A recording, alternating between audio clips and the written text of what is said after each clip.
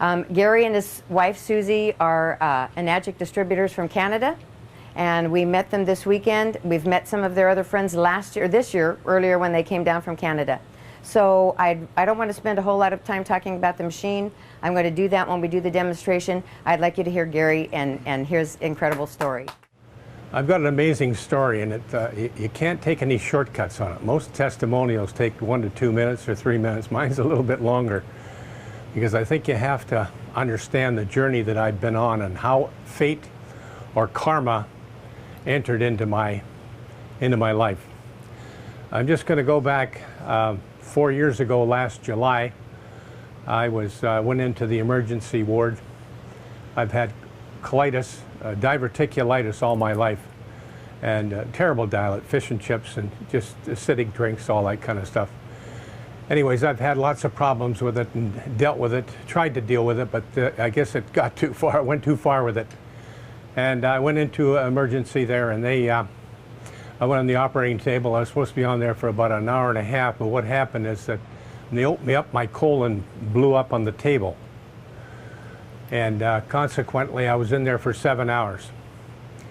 I went back to my room after that, minus a colon, okay? And that's when all hell broke loose, because what had happened after that is that I got staph, okay? Because when that happens, when something blows up inside, what do you think happens? I was in the hospital for 3 months, and 5 times they went into here.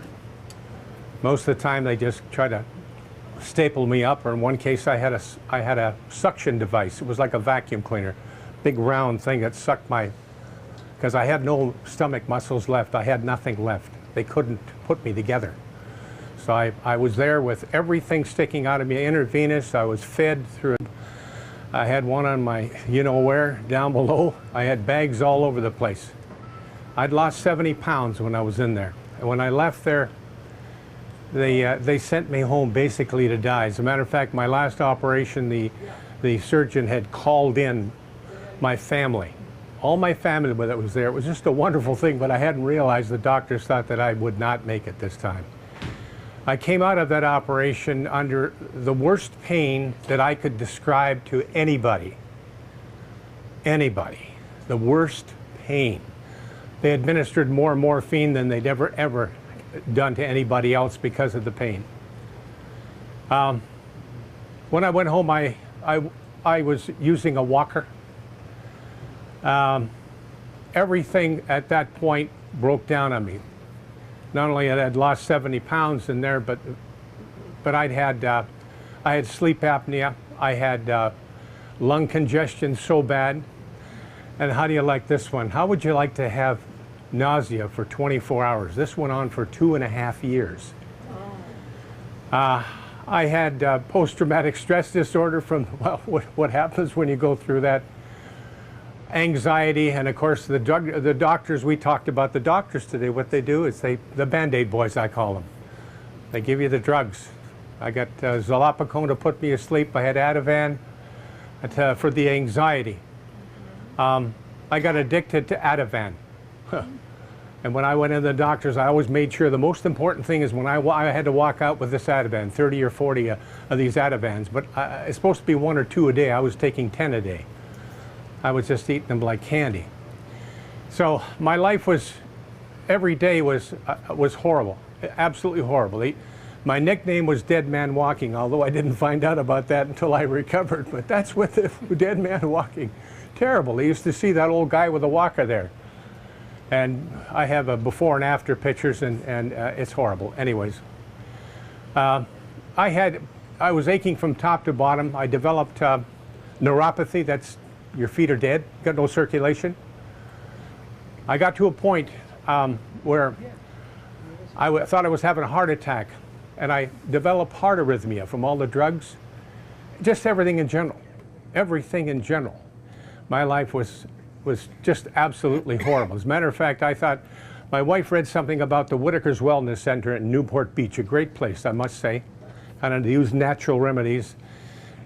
She read this on a Friday night, and I thought I was having a heart attack. She had me on the plane Saturday. We went down to Whitaker, spent 2 weeks there. Hyperbaric chambers, vitamin C drips. I had chelation. I had every treatment you could think of. I was getting shock treatment in my leg. They were working on my heart, the whole works. And I was a little better. I went down in a wheelchair and I managed to walk onto the plane. But when I got home, we'd spent $25,000 down there in 2 weeks trying to get better. And things weren't any better, to be quite honest with you. The depression, the aches, the pains, everything in general. It was just absolutely your will to live. That kind of leaves you. Now, everybody in here I know has some kind of an ailment of some sort. I don't care what it is, but you know what? The underlying thing is you have that sense of well-being. If you lose this sense of well-being, you've lost your life. I had lost this for 2.5 years. I fought this. I don't know how I stayed alive. I sat in a corner where it was dark and gloomy. And I tried everything. But on the way home from this Whitaker's clinic, my wife is a pretty wonderful lady. It's the reason why I'm here today. Is that she read a book called Balancing Your pH, getting your body from the acidic state to the alkaline state. And I hope you understand this because this is going to be your life. She read it cover to cover. And when she got home, she told me, she says, I know the missing link to your health. We've been trying, Gary, and I know desperately I know what it is. I know what it is. She said, it's this alkaline water. And I thought she was nuts. Alkaline water? She says, water. It's the best water in the world. Anyway, she sends me down to a place to try and I don't want to look for anything. But they don't know what's going on down there. I don't know what's going on. I come home and I tell her there's no alkaline water machine. Now this is fate, where fate comes in here. This is something that's really quite interesting because when we were coming home from Newport Beach, her brother, Michael, was coming home from Calgary, Alberta. And he sat beside a fellow. His name was Joe. We call him Kangen Joe now. He sat beside this fellow, and he was an Enagic Kangen water machine salesperson, okay, right? And they didn't talk, but they exchanged business cards at the time. So the conversation goes like this. Michael phones Sister Susie, my wife, and says, listen, how's Gary? He's always, well, a little bit better. You know, he didn't come home in a wheelchair, but he's still the same. There's no basic change. She said, but you know I read this book on balancing your pH. She says, I'm really excited about it. I want to get this alkaline water machine. And Michael says, wait a minute. He says, I sat beside a guy. He's got these Kangen alkaline water machines. And right away my wife says, oh, I want it. I want it. I want it. Well, get him over here. So the next day he comes over. Meanwhile, she tells me about this machine and how much it is and so forth. I told her, you're not buying this machine. You spent $25,000, leave me alone to die. Because basically that's what I was. I'd made arrangements with my life insurance guy, wanted to find out what the score was. I was basically on my way out. And she was so excited about this machine, just so excited. Anyways, there's a knock at my door the next day, and Kangen Joe was at the door. And he's about so high, and I says, what do you want? He said, I'm here, I'm Joe. He said, I'm here to show you the machine. I said, you are, eh? And anyways, I get a call from in the back room. Sue said, let him in, let him in. And I let him in like this. I was giving him this. I thought, you weren't selling my wife a machine. Anyways, he sets his display up like you're going to see here right now. I go out in the backyard. I don't want to talk. I don't want to see it. And I tell her before I go, you're not buying that machine. You understand? Don't spend any more money on me. You're not buying that machine. I go out in the backyard. I'm a little 6-year-old pouting. I'm mad. I'm angry. You think I'm dying. I'm really dying now. Anyways, the demonstration starts and she comes out. She says, get in here. I said, you're not buying that machine. She said, get in here. I said, I'm not. No, I don't want to. She says, you get in here. This machine is not for me. It's for you. Don't you understand that? She said, get in here. I've had 2.5 years of your sickness. Tried everything there is, and I know this is the missing link to your health. I says, it's water, you nuts. Anyways, I go in and sit down beside my wife at the counter. We got a counter there, and Kangen Joe, that's his name, he starts into the demonstration with the water and puts a few drops in here. Next thing you know, my wife's sitting right here. Joe, she's got an envelope there. Out comes the cash, the $1,000 bills. Don't go any further. I want the machine. I'm sitting here now. You think I'm really mad. I'm really, really mad. Anyways, we get the machine. I am in the corner, my dead man's corner, sitting in there. I'm angry. I'm upset, the whole works. What happens is she brings me a glass of water, and it's a glass of water like this. I don't drink water. Never have drank water. Never. Never drank water all my life. Big glass like that. Sits down. She says, drink that. I said, oh, that's too much water. Oh, no. She says, you got to drink that. Anyways, I had a little trouble, but I drank it. She goes back and fills it up, another glass like that. And she said, drink that. And I says, I can't drink anymore. I just had that enormous thing, you know. She says, drink it. So she sat there. She made sure that I drank it. And another one came after that. And this went on. Of course, during the next few days, I'd lie to her. Have you sure you've had 140 ounces or of what? Oh, yeah. She'd make sure. She'd sit down and make sure, drink this glass right now. So she forced me to drink this water. Now, I was saying to her, this isn't doing anything for me. I'm going to the bathroom all the time. You know? So she carried on with this and bugged me about the water consistently. Anyways, we're going to fast forward 3.5 weeks. I'm 3.5 weeks on the water. I'm walking a little better, but that's about it. I'm waiting for something to happen. I mean, how can you get better in water? Are people crazy? Really? So this is the day before Father's Day. And this will go back a year and a half ago. Okay? This is Saturday, and Susie comes up to me and she says, Gary, she said, the family's getting together.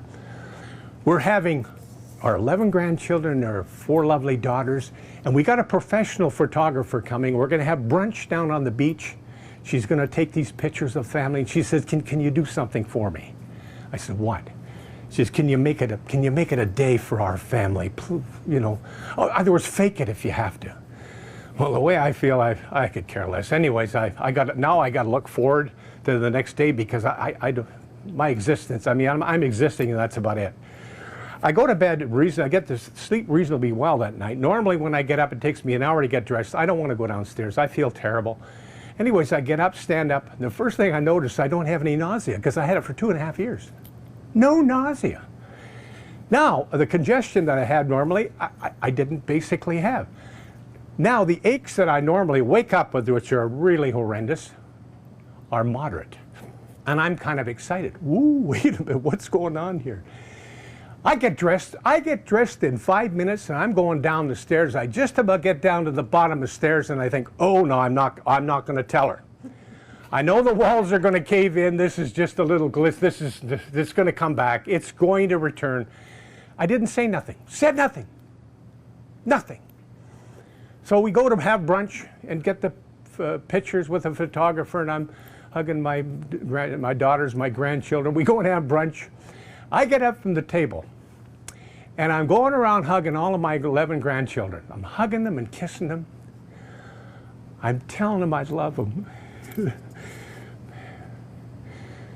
Because for 2.5 years, I never told them that I loved them.